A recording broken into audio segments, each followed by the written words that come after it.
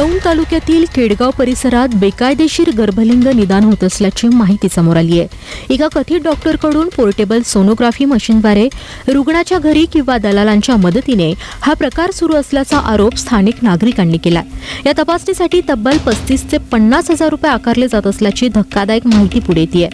गेल्या 10-12 वर्षांपासून हा प्रकार सुरू असून संबंधित व्यक्तीला एका बड्या राजकीय नेत्याचा आश्रय असल्याने प्रशासन कारवाई करण्यास टाळाटाळ करत असल्याची चर्चा परिसरात आहे। संबंधित व्यक्ती मूळ डॉक्टर आहे की बोगस याबाबतही संशय व्यक्त होतोय।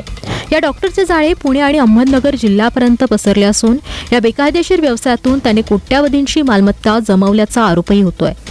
स्त्रीभ्रूण हत्या रोखण्यासाठी कायद्याअंतर्गत कठोर तरतुदी असतानाही केडगावमध्ये कायद्याची भीती उरलेली नसल्याचं दिसतंय। यामुळे आता आरोग्य विभाग आणि स्थानिक प्रशासनाच्या कार्यक्षमतेवर प्रश्नचिन्ह निर्माण झालंय।